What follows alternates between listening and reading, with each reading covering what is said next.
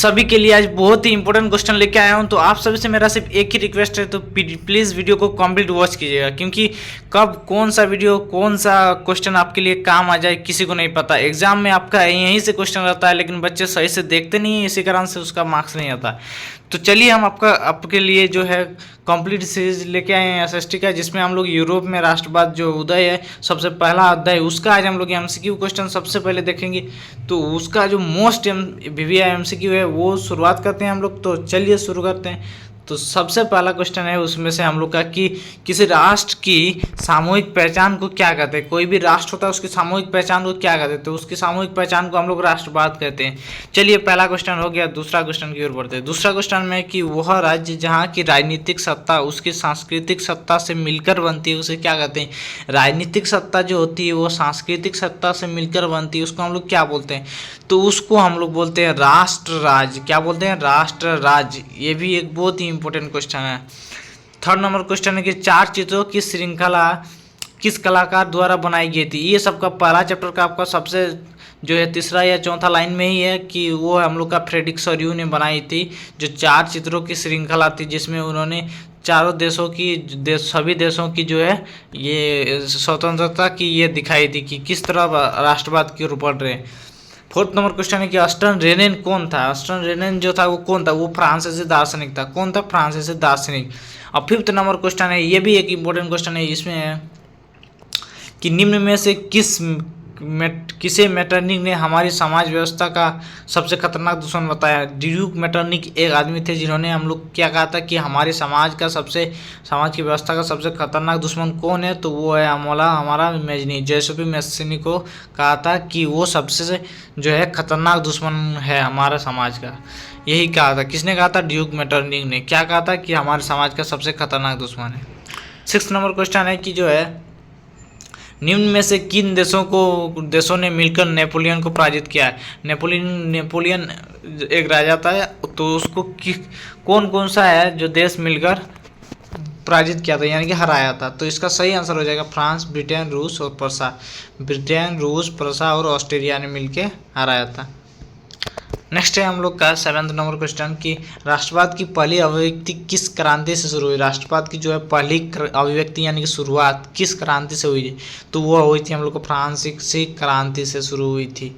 ये सभी का डेट भी आपको याद रखना जरूरी है, तो यहीं से शुरू हुई थी।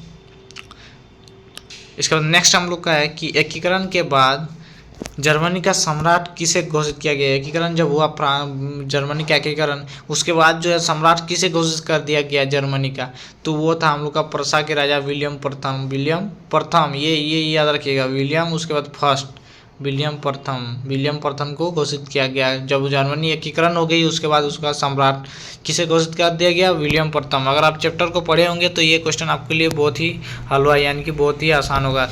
चलिए अब हम लोग 9th नंबर क्वेश्चन देखते हैं। तो 9th नंबर क्वेश्चन में हम लोग को पूछा है कि 19वीं सदी के मध्य इटली में कितने राज्यों में विभाजित था। देखिए 19वीं सदी में के मध्य में इटली कितने राज्यों में विभाजित था, तो वो था 7 राज्यों में। कितने राज्यों में, 7 राज्यों में।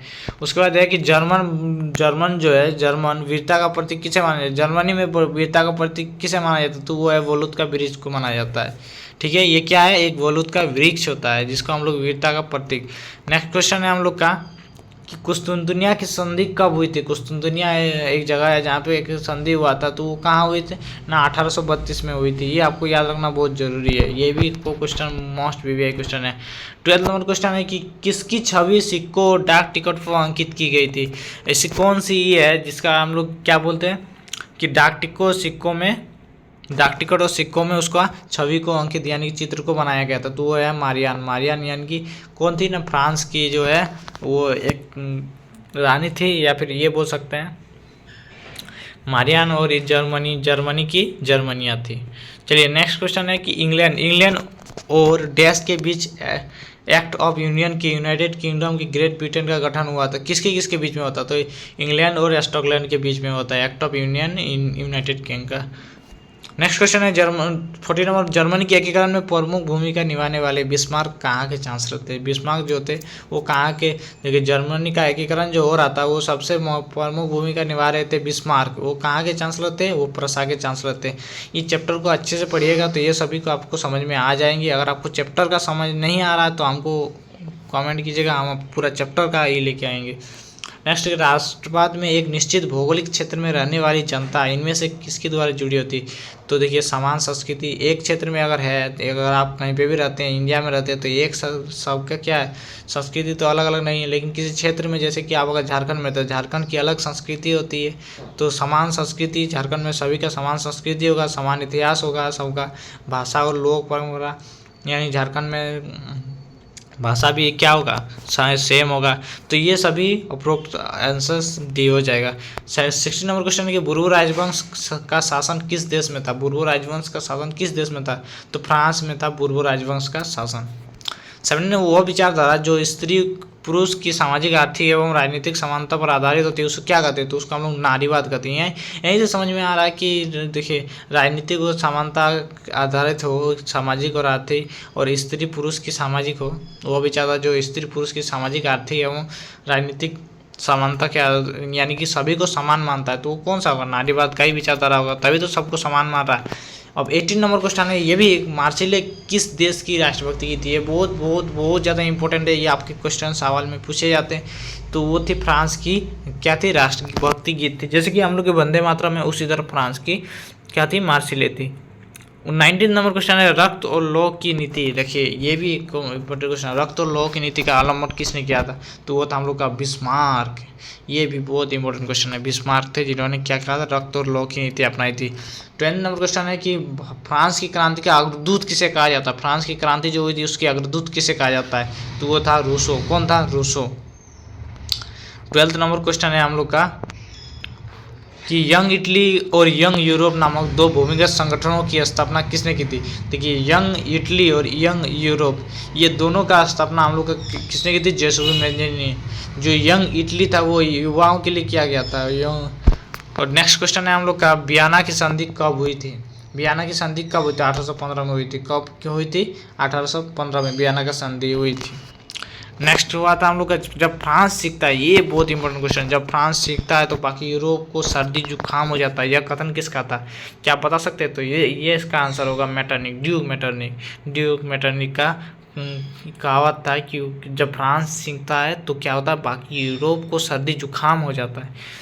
नेक्स्ट हम लोग का है, काबूल को राजा विक्टर एमैनुअल द्वितीय ने किस पद पर नियुक्त किया था? देखिए काबूल का राजा जो था उसको विक्टर एमैनुअल द्वितीय यानी कि सेकंड जो थे, किस पद पर घोषित किया था? तो वो था प्रधानमंत्री यानी कि प्राइम मिनिस्टर के पद पर घोषित कर दिए थे।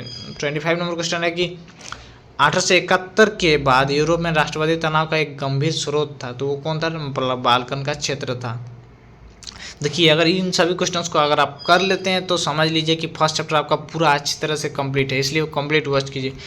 26 नंबर, कवियों और कलाकारों ने यूरोप सभ्यता का पालना किस देश को बताया? कवियों और कलाकारों ने जो था यूरोपीय सभ्यता का पालना किसी का कहा था? यूनान को कहा था। यूरोपीय सभ्यता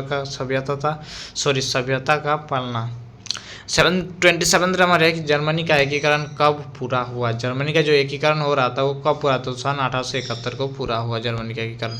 उसके बाद हम लोग 29 के बाद हम लोग 30 नंबर क्वेश्चन देखने वाले हैं, जो कि आपको 27 बाद 28। तो ये है, इटली का एकीकरण कब पूरा हुआ? 1861 को। इटली का एकीकरण पूरा कब हुआ था? 1861 को। और जर्मनी का 1800 अभी हमने दिखाया 1871 को। ये 10 साल का सिर्फ डिफरेंस है, इसको याद रखिएगा, बस काफ़ी है आपके लिए।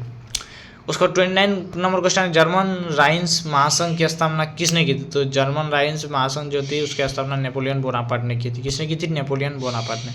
उसके बाद देखिए चारिस्ट आंदोलन किस देश में हुआ था? देखिए ये सब आपको बुक में जल्दी से देखने को नहीं मिलेंगे, लेकिन ये सारे क्वेश्चंस यहाँ पे दे दिए रहते हैं और यही सबसे क्वेश्चन पूछ दिए जाते हैं, तो आपके क्वेश्चन छूट जाते हैं। तो चारिस्ट आंदोलन किस देश में हुआ था? तो वो इंग्लैंड में हुआ था। कहाँ हुआ था? इंग्लैंड में हुआ था।